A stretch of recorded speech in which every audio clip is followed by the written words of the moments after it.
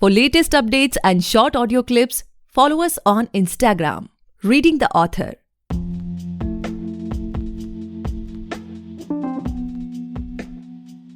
Hey guys, welcome back to the podcast Reading the Author, a unique show where we read authors' mind and not their book. Meanwhile, I truly believe and pray that you and your families are completely safe and healthy as well. Today we have Greg Rajaram sir with us, the author of The Greatest Game. Thank you so much, sir, for coming on our show. We are highly grateful to have you on our show today. Hi, Gaurav. Thank you. Okay, so, sir, before we get into the podcast and know much more about your book, about your vision, and all those things, I would request you to please just share about your journey of being an author and all those things. Sure. So, my name is Niranjan Srinivas. I write under the pen name of Greg Rajaram. And I actually grew up in Bangalore. I'm close to about 30 years old now, but I spent most of my life in Bangalore. I went to a school called Bishop Cotton here, and I did my engineering degree as well over here. And then I worked here for about in the field of technology for about 5 to 6 years before I moved to Canada, where I was there for about 3-4 years. That's where actually I started writing the book as well. Okay. And now I'm back here for some time and been releasing my book. Okay. So, sir, can you share when was the first thought, just stuck in your mind? Okay, ab mujhe ek book likhni hai. When was that first time? Yeah, sure. So, to be honest, I think it was around when I was 18 or just after that. So I was in my college days, that's during my engineering, I was part of the editorial committee as well, where I was writing a lot of articles for the college magazine. Okay. And I've always, wanted to write a book since then, but, never really got around to it. I was also pursuing an engineering degree. So I was like pretty much everybody else, trying to figure out my career and work for a tech IT company. So it was always in my head. It's just that the topic or what I should write about was never really flashed, or never I really couldn't narrow in on the idea of what to write about until maybe about 3-4 years back, where I sat down and started writing when I sort of knew what I really wanted to talk and write about. Okay. So, sir, as we know that the book is released and it's performing really well on Amazon, I just saw. So I expect, sir, that most of the people must have read them, but there will be a lot of people who will start exploring after listening to this podcast. So can you share some insights for them, like what a reader can expect from that book? Yeah, absolutely. So the book's name, as we just spoke about, is The Greatest Game. And I think the first question somebody would ask is, what is the greatest game, right? And to me, it's reaching evolution's peak for mankind, right? So basically, the book talks a lot about consciousness and artificial consciousness. So the first part of the book is about a 10-year-old boy called Adi who works with 2 old philosophers, and they try to figure out the meaning of the prophecy of a promised king. So just give me a minute. Yeah, sure. Sorry.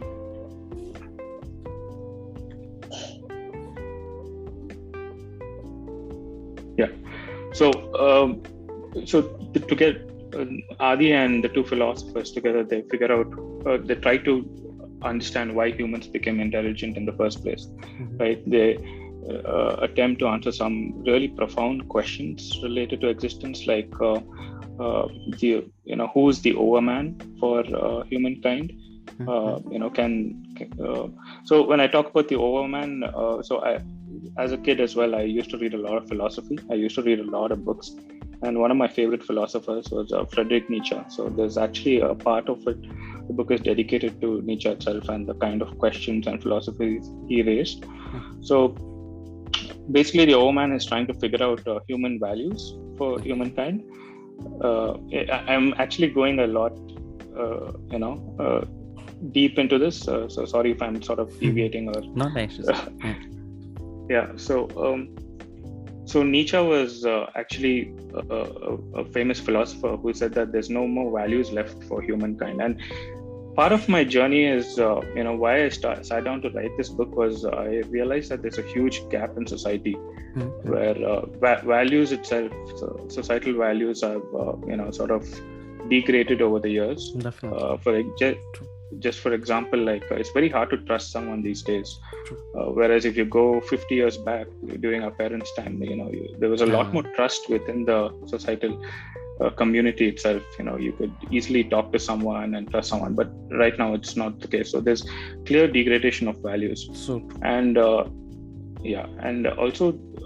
Nietzsche spoke about purpose as mankind's purpose itself. So basically he visioned us like sailing on a ship. If you think of the earth as a ship and the universe as like a vast ocean, we're just sailing without any purpose or without any goal in mind, right? We're just we're constantly on this ocean. Nobody knows where it's going or what's happening and why mankind exists in the first place. So these ideas sort of inspired me to kind of pen a book down and attempt some of these questions which I myself had sort of tried to answer over the last 5-6 years, and which is why I thought I should write in terms of a fictional story. And it's a very philosophical book. Like I said, the first book is about a 10-year-old working with 2 old philosophers trying to answer some of these deep, profound questions. The second book is a lot more interesting, where second half of the book, the book is divided into 2 parts. Second half of the book is a lot more interesting, where there's a character called Krish, who's the protagonist of the book. So he's trying to build a machine, which is, we all know about artificial intelligence and how machines are becoming intelligent. So he's trying to evoke consciousness in the machine itself, and how can a machine become truly conscious? And through this journey, he too sort of realizes certain truths about the world and about himself, and his journey is quite fantastic in the second half of the book. So yeah, that's what the book is about, and anybody who is really has a philosophical mindset or is deeply interested in these topics can definitely pick it up or and read it. Okay, that's definitely sir, something for the society, what I can feel. And to be very honest, sir, we have degraded our society to such an extent that the people are so full with betrayal and ego issues and all that. If somebody tries to be polite with us, then we doubt that person कि ये ऐसे तो नहीं हो सकता है, something sort of that. Exactly. Used to all those things. Exactly. So I mean, which is why I thought someone should actually sit and figure out some sort of values for society itself. It's a very hard thing to do because people, anybody can say what it's their wish, their freedom, and it's I think what I'm doing is right, but it's really hard. I think it's one of the hardest things to do, to sit and figure out values for society, and hopefully we will get there. Definitely.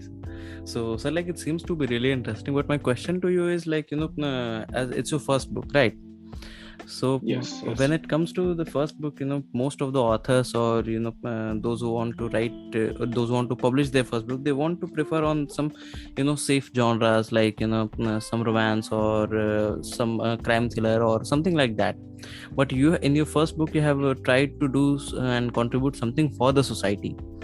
And so like you also know that lots of people don't go in this genre and touch these books, right?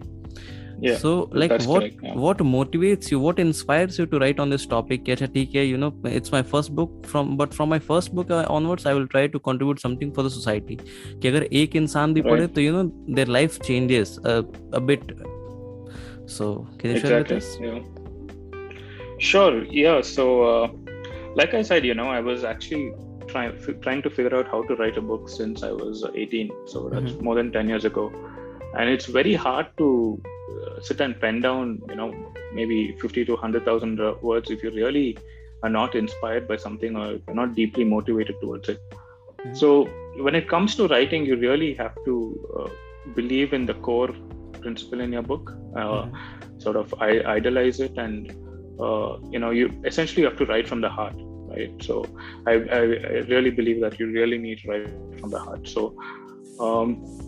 So if you really just pick up some random genre and sit and say, let's say you start writing romance or thriller or mystery, it's not going to work unless you're really moved or deeply influenced by it, right? So which is why this was a topic which was heavily influenced by me. So like I said, when I moved to Canada, I worked in a fantastic company where they respected being nice. Nowadays the nice guy, again, I'm getting a little bit into philosophy, but they say that there is a saying that nice guys finish last, right? And not many people want to be that nice guy anymore. So they want to nobody sort of respects a nice guy in society also anymore. So which is sort of what moved me to write this book, in the sense that the people I worked with were very nice and good in the sense. So I definitely felt that this sort of culture should be spoken about and evangelized in society. So if you actually read my book, it's also towards the end I ensure that the nice guy is given a lot of importance. So yeah, that's what motivated me. Okay, so definitely, if in the end right guys get the importance, then some sort of hope will be there in the mind of people who are really nice to the society. कि okay, चलो ठीक है, last में चीजें सही हो जाएंगी. Yes. Okay. So, sir, like, can we expect more such books from you, or you want to experiment a little bit and try some other genres as well? Like, what's upcoming next? To be honest, I haven't really thought about the next book that I'm going to write. I mean, if I do, it'll definitely be something along the same lines, where there are a few characters in my book where a machine consciousness is trying to be evoked in machine. So perhaps there might be some expansion on that in my next book if I do get around to writing it. But right now I'm really focused on making sure this book does well. So all my efforts are in tune with that. Okay. And sir, my next question to this podcast is like, how do you see yourself as a personal brand? Like, when it comes to creating impact on the reader's mind, like what impact you want to leave in their mind, that after a couple of years, if let's say they pick a book, okay, it's a book by Greg Rajaram sir, then what sort of that first thought you want to create in their mind? If he has written this book, then this book must be of this kind, or something like that. Is there any strategy, or have you ever thought of this? So my brand would essentially be philosophy. I mean, the first word that somebody picks up and looks at the book or hears my name, they should think of philosophy, which unites people together. So even if I do continue writing, it will be in the same sort of genre and meaning. Yeah. Okay. So it will be some sort of philosophy, self-help, and some sort of that, right? Sure. Yes. I mean, I don't know if it's self-help, but it will be something inspiring, something which you can definitely adapt into your life and give meaning to your life. Yeah. Okay, sir. Okay, so sir, like as we all can see and as we all can feel, most of the writers, they too feel the same, that after the first lockdown and the coronavirus wave, many writers are getting into this. Lots of people are getting into writing. What I wanted to say. As such, the Kindle publishing has been launched, the self-publishing and all those. There are lots of publication has been launched, so that they all has made this, very easy to get a book published.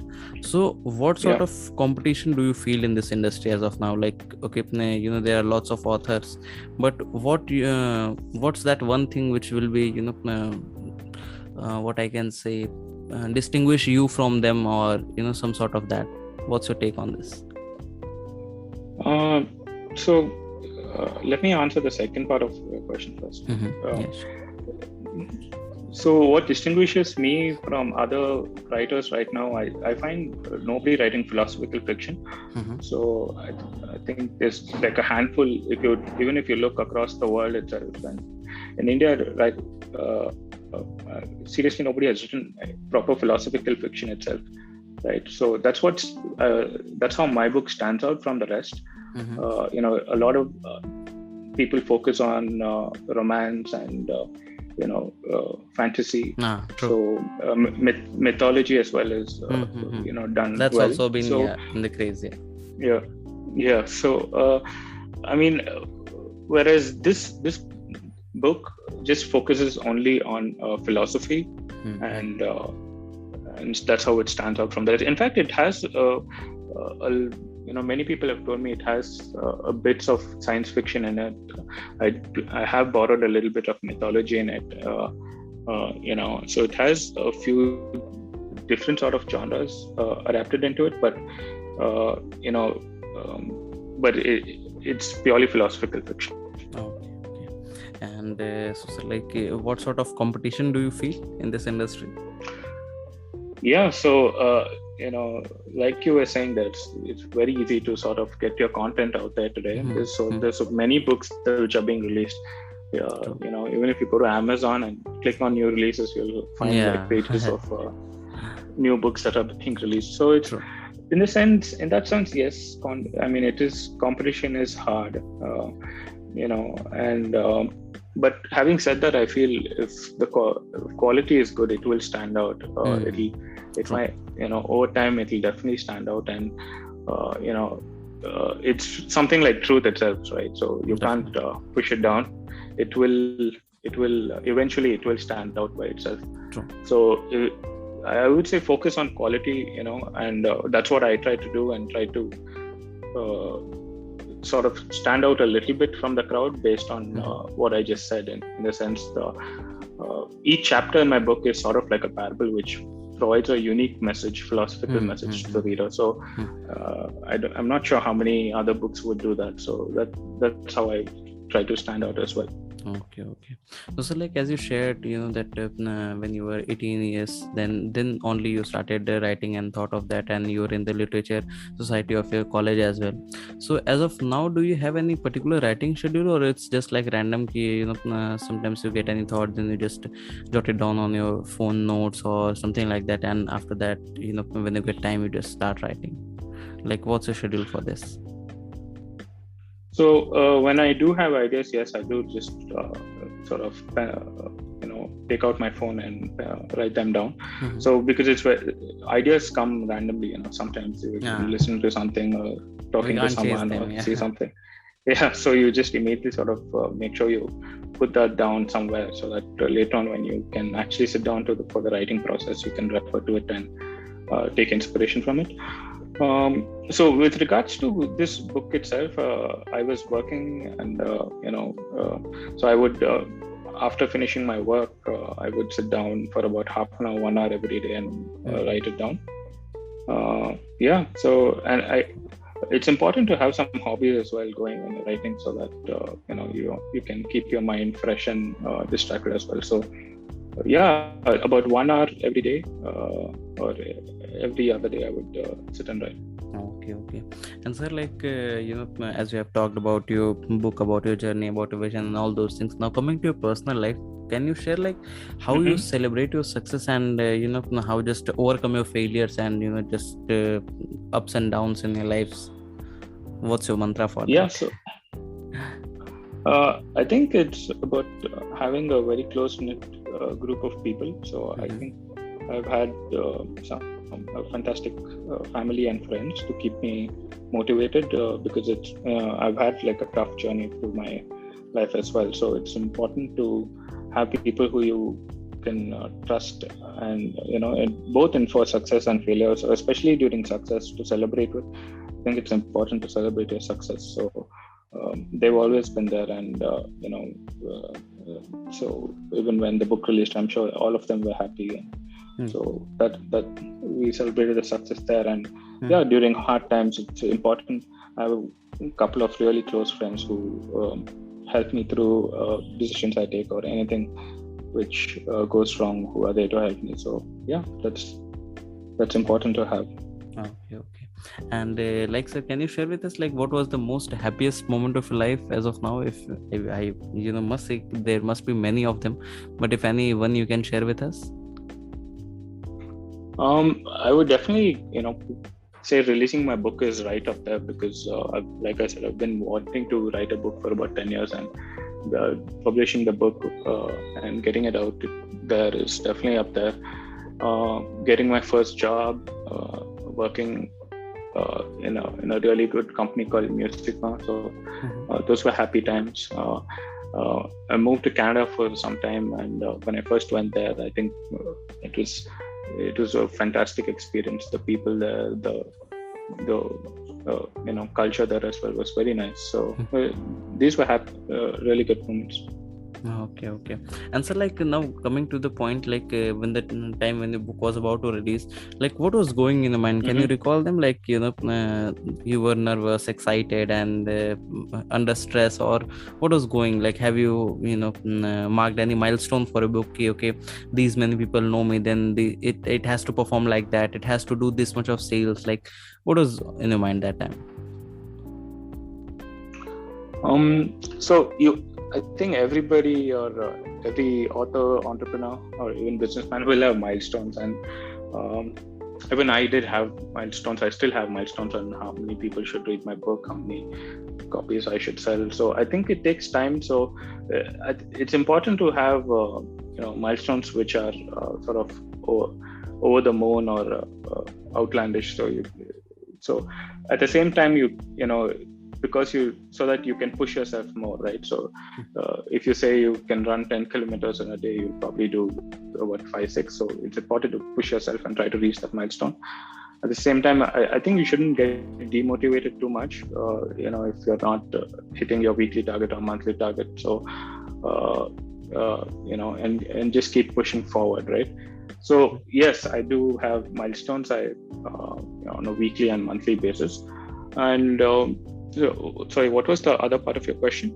So like what was you feeling at that time? Like you were stressed or right? Yeah.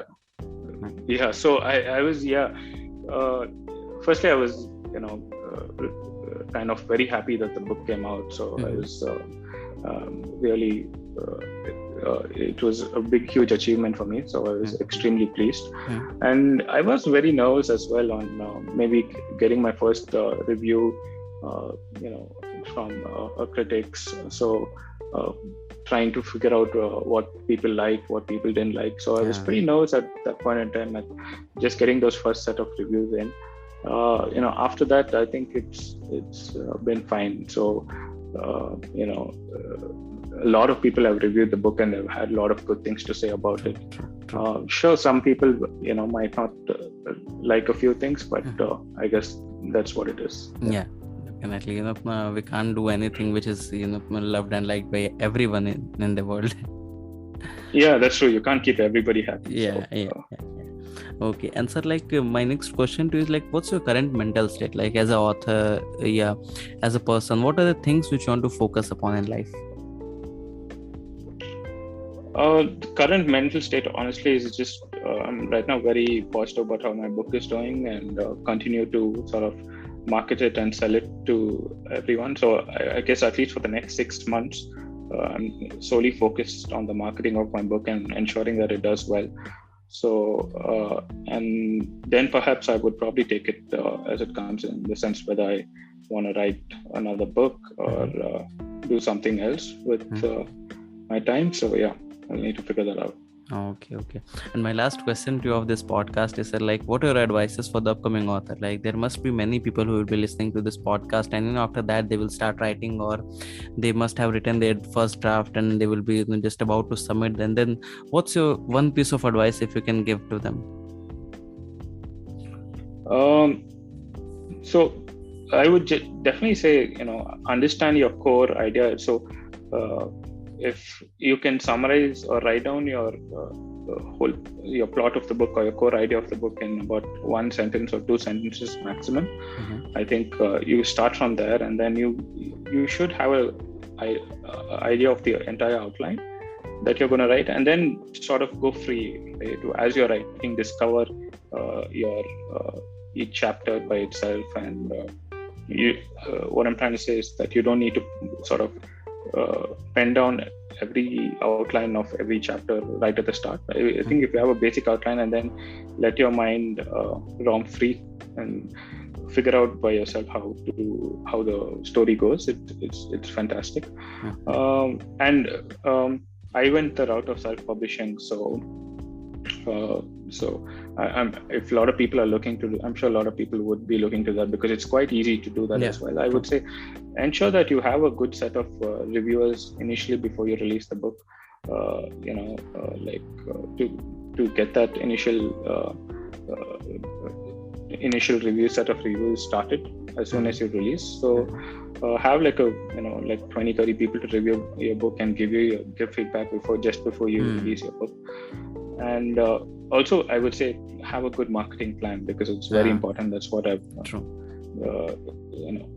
sort of discovered. It's very important to have a good marketing plan to you can focus on a narrow market. Know your I'm trying to focus right now on India before sort of or any particular city, any age group. So have a good target audience in mind, and then sort of you can scale up your marketing efforts from there. Okay. What I personally feel, sir, that publishing is half of the job is done, but when it comes to marketing, it's completely a different world. Yeah, and I think that's going to be the big difference if you go from self-publishing versus you want to go to a publisher, because you're not going to get very high. I'm talking about new authors, so you're not going to get high royalties from publishers, but they will do a good amount of marketing for you. But if you have time on your hands and you can figure it out by yourself, if you have confidence in yourself, I would definitely say go the route of self-publishing. Okay, so that's all for today, guys. I hope you must have enjoyed this episode, and if you do, then do follow our podcast Reading the Author, available on all the leading podcast platforms. And don't forget to buy and read the book. Just go on Amazon and search The Greatest Game. ये आप search कर सकते हैं, Greg Rajaram sir की book आ जाएगी. जरूर खरीदें, पढ़ें और अपने जानने वालों के साथ, चाहने वालों से जरूर शेयर करें. Thank you so much, sir, for coming on our show. Thank you for enlightening us with your words. Yeah, thanks a lot, Gaurav. It was good to be on the show. Thank you so much.